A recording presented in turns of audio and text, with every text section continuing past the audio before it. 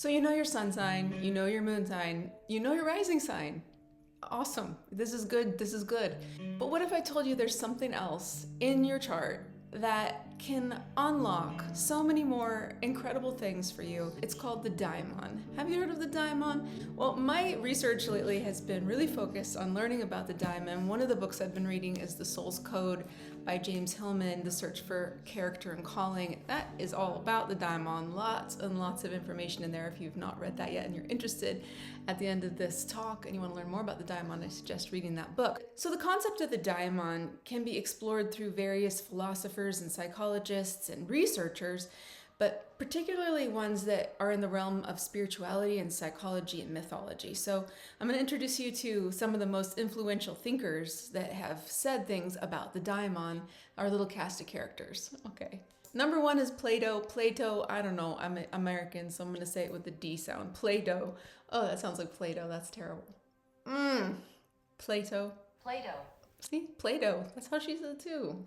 We are looking at how to pronounce the name of this Athenian philosopher. How do you go about pronouncing his name though?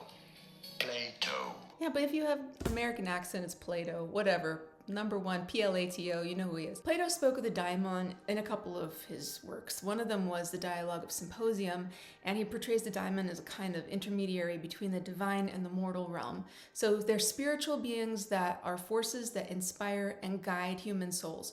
In another work, he talks about the Daimon being a guiding spirit or an inner voice or your consciousness, basically, that leads you and as an individual through your knowledge and wisdom. Socrates famously claimed that his personal daimonion was a voice that could warn him against making wrong decisions. The second person who talked a lot about the daimon is Carl Jung, psychology. Carl Jung explored the idea really deeply of the daimon, and he did it in psychological terms. And through his concept of the anima and the shadow in the Red Book, it's all about the daimon. A lot of it's in there, and he viewed the daimon as representing both a darker unconscious aspect of ourself, but it was also about encountering the daimon to process our situation of individuation. That's the guide towards individuation is our daimon, and the journey towards self-realization. For Jung, the daimon symbolizes both inner guidance and inner conflict, and it embodies a full spectrum of your psyche from inspiration to fear. The third character in our crew of Diamon Speakers is James Hillman, which is the author of this book. Archetypal psychologist is what he was, and he was a student of Jung's. He developed the idea of the daimon further in his book, The Soul's Code. He believed that each person was born with their own unique daimon, and it was a guiding force in their destiny. It was described as a little acorn. An acorn theory is what he used. So human development is like we have this acorn that's supposed to grow into an oak tree. So basically our potential, our life path is contained within us at birth. And the daimon is a personal guide that leads us towards fulfilling that life's purpose. The fourth person we're going to bring into our dialogue here on the daimon is Rollo May. If you remember, I used him in another video not too long ago, and he's an existential psychologist. He saw the daimon as a representation of the constructive and deconstructive impulses that are inside of us. He highlights the dual nature of the daimon as both an inspiration and as a torment. It's always, both things are in there. You know, we have to go through both to really get to the meat of it, to the juicy parts, to go through the good and the bad. The fifth one we're bringing in is Plotinus. He was Neoplatonism, basically after Plato. He expanded on the ideas of Plato, and he saw that the daimon was an aspect of the soul. He emphasized that the daimon is the higher part of the soul, and it guides individuals towards true purpose and an ultimate return to the divine. For Plotinus, the daimon was closely related with the concept of the higher self, and it represented an inner drive to get to a perfectionist state, perfectionism, a spiritual ascension. So that's what his deal was with the daimon. The sixth one we're going to bring in is Philip Pullman. He's a modern writer, fiction and literature, and he wasn't really a researcher in academic sense, but his Dark Materials trilogy popularized the daimon for a lot of modern audiences. So in this fictional world he created, humans are born with a physical manifestation of their daimon. So it's a shape-shifting animal that represents their soul and evolves as they grow. So that's fictional, obviously, but it mirrors a lot of the ancient and philosophical ideas that the daimon is guiding us and protecting us, and it's a spirit that evolves alongside the person. So what does this have to do with astrology? Well, my theory is, working theory, is that it has a lot to do in common with the law of fortune. So when you look at your chart, it's like a circle with an X. There's some fascinating similarities between the Daimon and the law of fortune. So we're gonna try and weave those together and see if this makes sense. I hope so.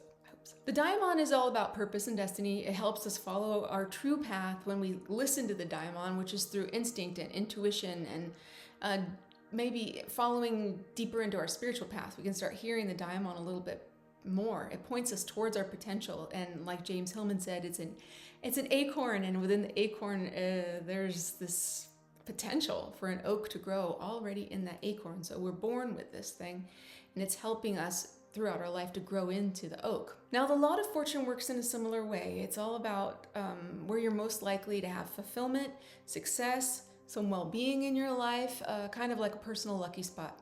So basically, the law of fortune ties together your sun, your moon, and your ascendant, which obviously they represent your core self, your emotions, and how you show up in the world. So just like the Daimon is guiding you toward your true path, the law of fortune is showing where the universe may be throwing some extra support your way. Bridging inner and outer worlds.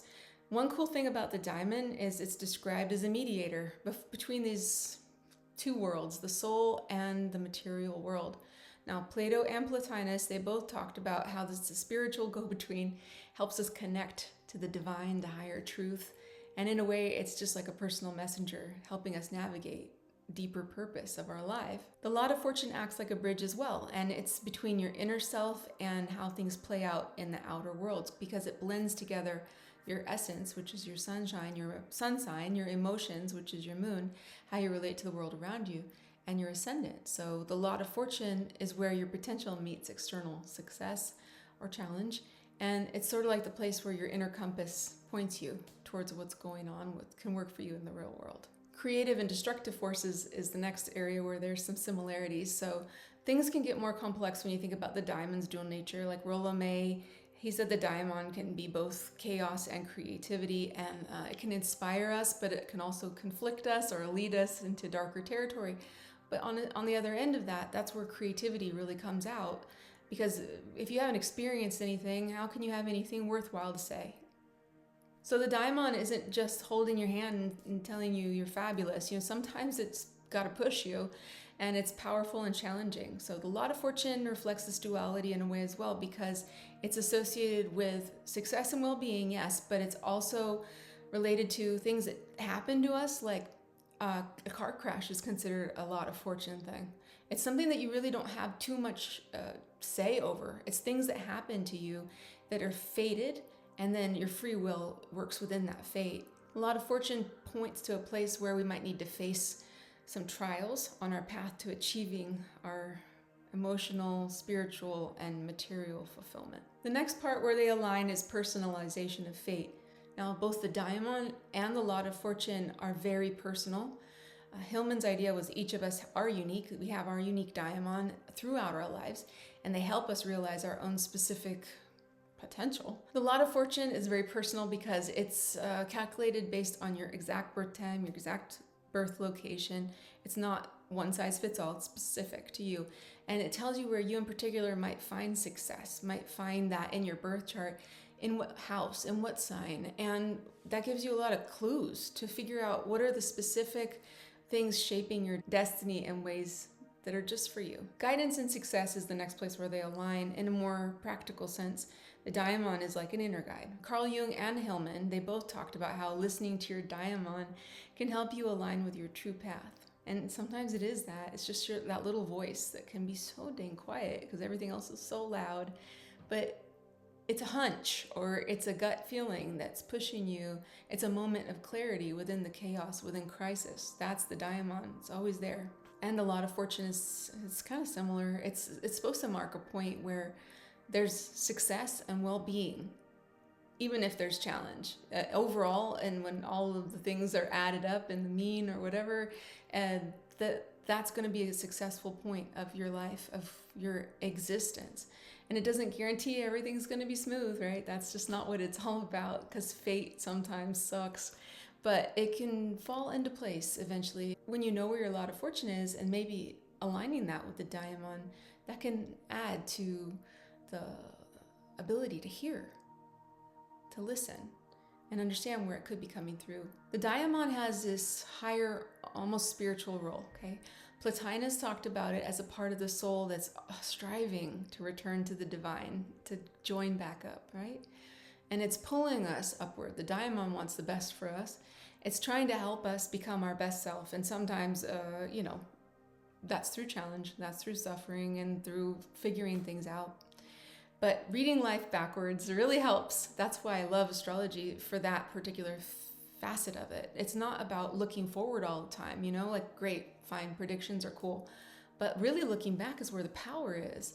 Understanding why this happened in your life or why that happened in your life. Everything is designed a certain way, and individuation is the goal, to understand the whole package of what you are, to get to the best version of that. So in a nutshell, I think the Daimon and the Lot of Fortune, either they're parallel or they're the same, or I don't really know exactly yet. I'm still working on it, but I know the Daimon is there, and I know the Lot of Fortune is there, and they have a lot of similarities. They're about navigating that path of your inner world and how it manifests in the outer world. So whether that's through spiritual guidance or practical insights, fate and free will mixing together, they both show this internal, external power and that's intertwined in shaping your life. If you want to know more about your Lot of Fortune, that's something that can be looked at with an astrologer. I am a practicing astrologer. If you want to work with me, I have some openings in November and December. So if you're interested in that, that's in the description below. I like you just the way you are. I really do. Simple as that. And I'll talk to you next time. Okay. Bye. Baba O'Reilly by The Who. Sure. Playing on Spotify. It's always so loud.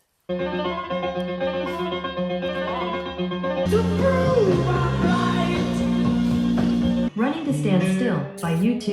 So she woke up from where she was. Sure. The Unforgiven by Metallica.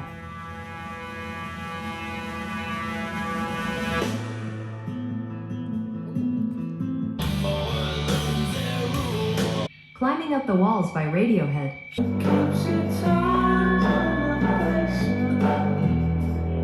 Okay, Wake Up by Arcade Fire.